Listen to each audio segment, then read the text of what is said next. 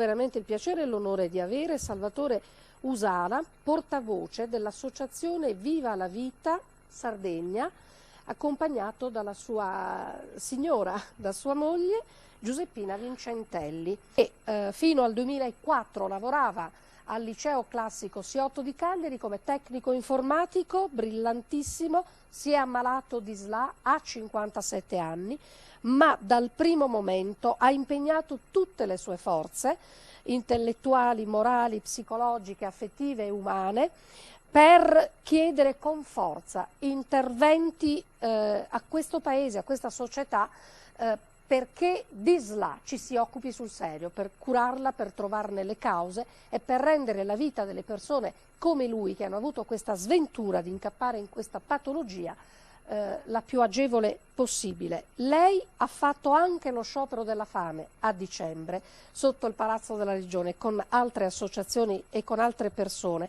Ha fatto di tutto, ha mandato lettere al Ministro, ha fatto un video fantastico che invito tutti a vedere, che gira su internet rivendicando il diritto alla vita, con gioia oserei dire.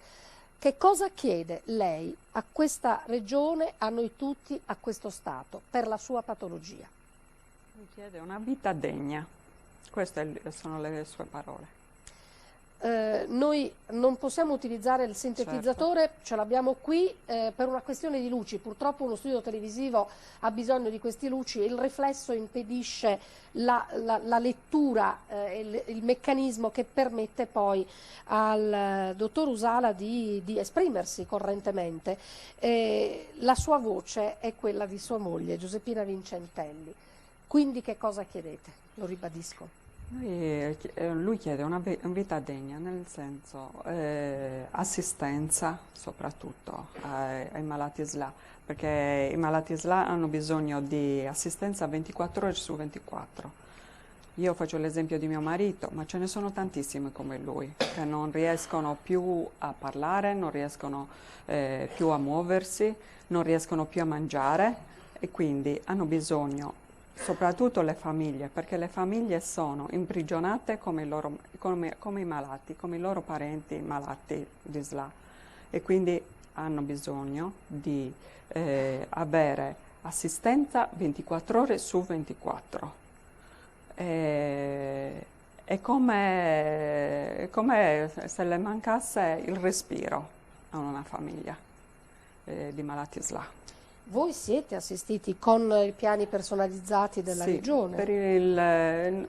Noi abbiamo un'assistenza abbastanza buona, cioè nella nostra famiglia, perché abbiamo 2 ore la mattina di infermieri sia di ADI che di rianimazione, poi io con l'aiuto, noi abbiamo il ritornare a casa, che mi permette di avere 2 assistenti, un assistente che mi fa il giorno e un assistente che mi fa la notte, qualche notte, 4 notti alla settimana, non di più.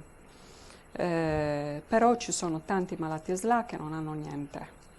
Non gli arrivano probabilmente anche per una questione anche burocratica ed una questione anche di informazione da parte anche dei comuni e degli assistenti sociali, perché non tutti sanno come muoversi per ottenere degli agevolamenti dalla regione e anche dallo Stato quando ci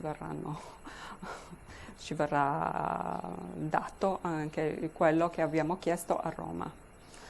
Naturalmente, oltre a questo, che quello, come dice suo marito, di vivere una vita degna, quindi sì, con tutto quello che può alleggerire l'esistenza, un'esistenza che è già difficile di per sé. Gli strumenti ci sono, ma non sempre funzionano, mi sembra di aver capito alcuni, questo. Sì, però naturalmente non siamo ancora all'eccellenza, stiamo facendo dei passi avanti. C'è un problema, diciamo, che è stato già spiegato un po' sulla situazione che riguarda le persone con disabilità, e prima appunto Salvatore Usala, che appunto, come forse non è stato detto ancora con chiarezza, perché appunto adesso è impedito a usare il suo sintetizzatore a causa della luce che gli impedisce col suo occhio di poterlo usare, ma Salvatore Usala ricordiamo che è stato anche a Roma, non solo davanti al Ministero della Sanità, dell'assessorato alla Sanità come si vede alle spalle, ma è stato a Roma e con uno sciopero della fame ha strappato insieme ad altri malati di SLA 100 milioni di euro che il ministro Tremonti dovrebbe stanziare per la SLA in tutta Italia. Quindi questo lo dico per rendere onore a chi fa delle battaglie importanti. Quello che è successo in Sardegna è stato ricordato anche prima. Noi abbiamo questa legge che è un modello per tutta Italia, che appunto c'è dal 2000-2001. Ogni tanto possiamo essere orgogliosi di qualcosa. Noi esportiamo un modello che è la 162 modello Sardegna, che è un modello tutto basato sulla personalizzazione degli interventi e anche la coprogettazione. Cosa è successo ultimamente? Io lo dico, ricordo che la legge è stata applicata quando c'era al governo una giunta di centrodestra, poi con la giunta di centrosinistra ha avuto un lancio fortissimo e poi è rimasta questa situazione, quindi lo dico proprio per chiarire che questa cosa interessa a tutti e quindi non faccio un discorso di parte, ma per motivi che noi non abbiamo capito c'è stato un inizio di ridimensionamento dei piani. Lo dico adesso in maniera quasi tecnica, quindi i piani sono stati ridimensionati, quindi è partita una fortissima protesta perché dai 116 milioni di euro che erano stati stanziati e sono stati stanziati in tutti questi anni, si è passato alla previsione di stanziarne meno, cioè secondo quello che erano i calcoli si andava a finire intorno a 91 milioni di euro. Quindi la prima cosa che abbiamo fatto in Consiglio, l'abbiamo fatto unitariamente, abbiamo portato i finanziamenti di nuovo a 116 milioni di euro. Che sono quelli dell'anno precedente? Quelli dell'anno precedente, mantenendo almeno quel livello. Poi su questo, se sarà possibile tornare, spiegherò perché comunque non è sufficiente, nonostante sia un diritto che tutta Italia assolutamente ci invidia. Ecco, l'altra questione però, che è estremamente importante, lo dico perché riceviamo telefonate tutti i giorni, anche prima di venire qui, è che la compilazione dei nuovi progetti sta creando qualche problema perché comunque qualche taglio c'è. Allora, se noi pensiamo alle due esperienze che sono state raccontate adesso, almeno noi diciamo, e sono convinto che tutto il Consiglio regionale dice questo, perché bisogna tagliare su queste cose?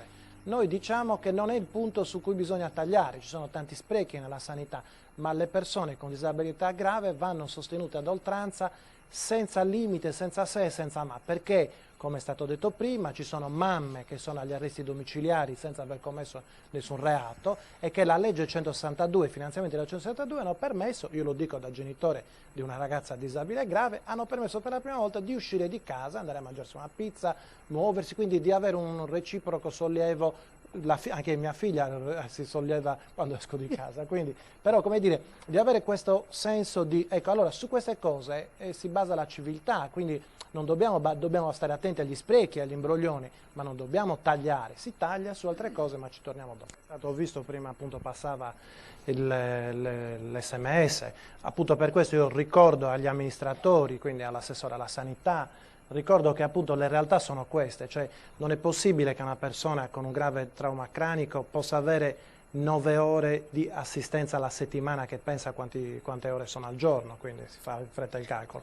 E questo lo dico al legislatore perché, come dire, uno dice stiamo utilizzando troppi soldi, le spese sono alte, cioè non è che questo, noi sappiamo quanto fa risparmiare un'assistenza domiciliare come questa, cioè se questa persona invece di avere 9 ore ne avesse magari 4-5 ore al giorno e quindi magari si spende intorno ai 12-13 mila euro all'anno e quella moglie riesce ad andare a lavorare, facciamo un esempio, quanto il circuito funziona, quanto quella persona non ricoverata in istituto fa risparmiare allo Stato, io lo voglio ricordare, un anziano in situazione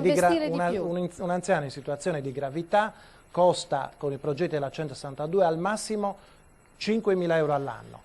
Un anziano che viene ricoverato in una struttura costa come minimo all'anno 21.000 euro, Quindi capite subito la differenza fra investire nei progetti personalizzati della 162 o investire nei progetti 24 ore su 24 ore sulla ASL o investire sul ritornare a casa, che sono progetti che fanno uscire le persone anche dagli istituti. Che cosa vuol dire questo? Qual è la spesa pubblica che viene risparmiata? Sulla sanità, una battuta, questa cosa qui, io lo voglio dire, sulla sanità, lo dico al collega Teodoro Rodin che è un protagonista della vita associativa, quindi capisce bene di quello che stiamo parlando, ma sulla sanità la Regione ripiana sempre i deficit, sapete la polemica, no? Cioè nel senso si spende e si ripianano i deficit, invece sul sociale no, non si capisce perché, cioè sul sociale si mette il tetto e non si può sbordare, invece sulla sanità ogni anno il Consiglio regionale deve ripianare il deficit, questo non è giusto, non è giusto.